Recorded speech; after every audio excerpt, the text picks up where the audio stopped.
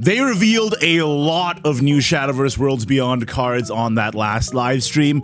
Let's talk about them because some of them are pretty crazy. First up, we got Arya, Lady of the Woods, a 6-play.44 legendary for Forestcraft that gives you the crest that makes it so that any Pixie follower gains Storm. And on Super Evolve, it summons 3 fairies, which are Pixie followers. Also, fairies now on base have Rush. When we saw this card revealed initially, I was really expecting it to give fairies Storm because we kind of saw that in a video in the trailer, but Pixie followers instead of just fairies is interesting because while fairies are pixies, that means that this could also give a main deck Pixie follower Storm potentially. So if they print like a bigger stat Pixie, this might end up being really good. That being said, I feel like the second and third copy of Arya that you play is kind of dead in hand, especially after you run out of Super Evolves, right? So I think this card is good and it's gonna be, you know, the enabler for a lot of finishers and decks in Forestcraft, but you really only want to see the one. You run 3 for consistency, but then you hope that the other 2 are at the bottom of your deck after you get one. Speaking of Forest, we also got the return of Rhinoceroach, although he is much weaker than his OG classic counterpart.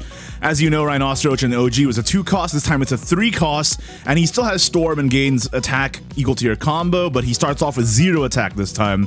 When you play him on his own, it's just a 1-2 Storm, but the fact that he's 3 costs makes him significantly worse because usually the strategy with Roach was to bounce it back and then replay it, so Roach, bounce, Roach. And in the previous game, that only cost 5 play points, but here, just Roach, bounce, Roach would cost a whopping 7 play points. Obviously, this could still be good as a finisher, as well as, you know, as long as Forestcraft gets 0 cost cards that they can play. But yeah, this is significantly weaker than an OG Roach by a lot. Next up, we have Albert, Levin, Storm Saber with 11 traits, so confirming Levin is coming back. It's a 5/3/5 with Storm and enhance 9, deal 3 to all enemy followers and attack twice per turn. Do note that if you super evolve Albert on turn 9, you end up getting 12 damage off. So you only have to get the opponent down to 12 defense, so dealing 8 damage to them throughout the course of the game and then finishing off with a turn 9 Albert. That being said, that does require you to save a super evolve, you know, get your Albert, and also have them not have a ward in the way that's more than 3 defense. But I think this card is quite good as a finisher for Sword because it doesn't require super evolve to be good. And also, they have a lot of ways to flood the board turns 1 to 8, so that's good for them.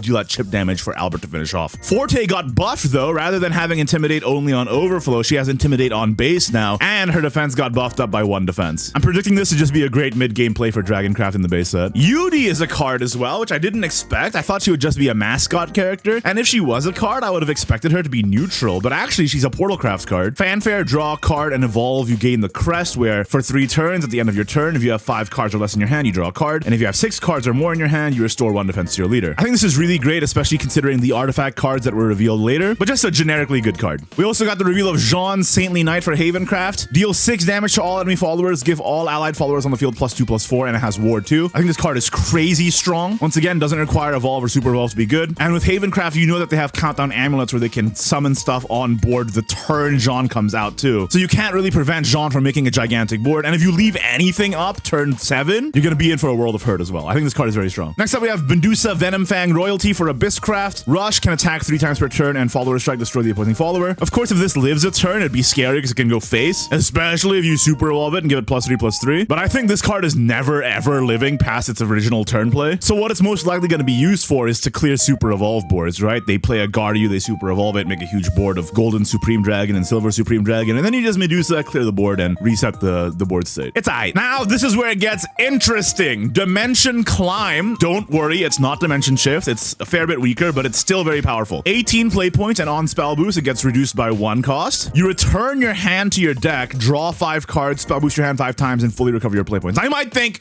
oh, that's not so bad. If you draw a new hand, it's gonna start off at 0 boost, right? Just like an OG game. No!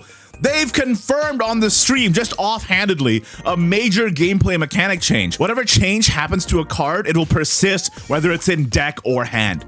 That means if you have a spell boosted card in your hand and you return it to your deck with Dimension Climb, it keeps that spell boost. This could potentially be a buff for hand buff in the future as well. Just a massive mechanical change that makes this card significantly more scary. It also works fantastically well with Kuon 5-fold Master that was also revealed. Fanfare summon Celestial Shikigami, Demonic Shikigami, and Paper Shikigami, and then enhance 10, destroy all allied Shikigami followers, summon a Noble Shikigami, and then you can super evolve this to give an allied Shikigami Storm. A Celestial is a 4/4/5 with ward and spell boost 3 times, so basically the same as it was in base game. A demonic is a rush last word spell boost your hand, so very similar to the base game as well. But they changed paper Shikigami quite a bit. Now it's a rush instead of a ward, and it's a 2/1 with last word spell boost your hand. And then the big honcho noble Shikigami is a 10/1/1, and when it enters the field, it gains stats equal to the attack and defense of allied Shikigami followers destroyed this turn. It also has ward and aura, meaning it can't be targeted by enemy effects, so it's gonna be hard to remove this. You're just gonna have to run guys into it or have AoE. And you don't have to take my word for it. They even released a gameplay video about it, of how it's gonna be played,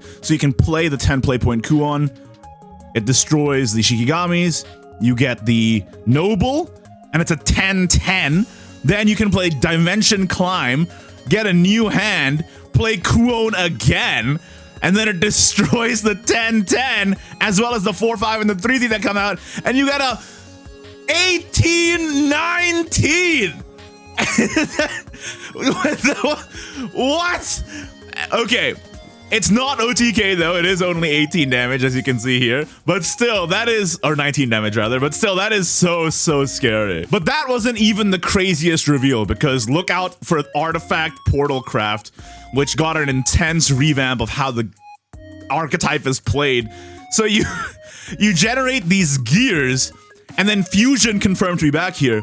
You fuse into the gears to make artifacts, and then you fuse those artifacts to make other artifacts, and then you fuse those artifacts, the ones over here, you can also summon copies of them, but basically what you do is you fuse them all together, Artifact Alpha, Beta, and Gamma, and you get Masterwork Artifact Omega, which does this. What?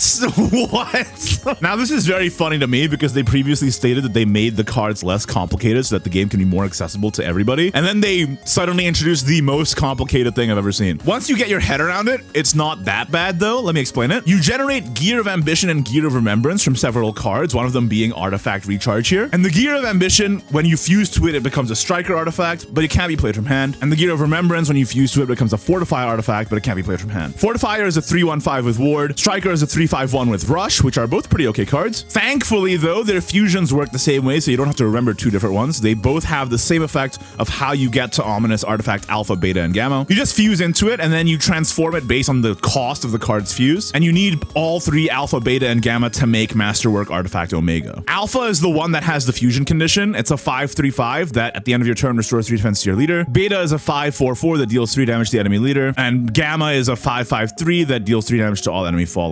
All of these are pretty bad on their own. I would pretty much never play them on their own, but they can be cheated out with cards like Doomrite Resurgence, which summons an exact copy of the ones in your hand, and then they leave it in your hand so that you can still use them as fusion fodder, which is very, very important. Then when you fuse all three together, it becomes Masterwork Artifact Omega, which has Storm Ward and Aura. Fanfare, deal 5 damage to all enemy followers, restore 5 defense to your leader. It's just a crazy win con. Can you pull it off consistently? I don't know. We're just gonna have to see, especially regarding how many gears you can generate, because I imagine low-cost gear generators is going to be the lifeblood of this entire deck. But we already saw a few just in that demo there. So as a recap, this is the full flow chart. You get Gears of Ambition, you fuse them into Striker and Fortifier. It doesn't really matter whether you get Striker or Fortifier because they both have the same fusion condition to get any of the Ominous artifacts. So don't worry, you don't have to worry about only getting Ambitions or Remembrances stuck in your hand. Both Striker and Fortifier can get any of the Ominouses. And then once you get all the Ominouses, then you can fuse into Masterwork Artifact. So once you get your mind around it, it's not that complicated, but the fact that they release a card archetype that has to have a freaking flowchart to explain it is very funny.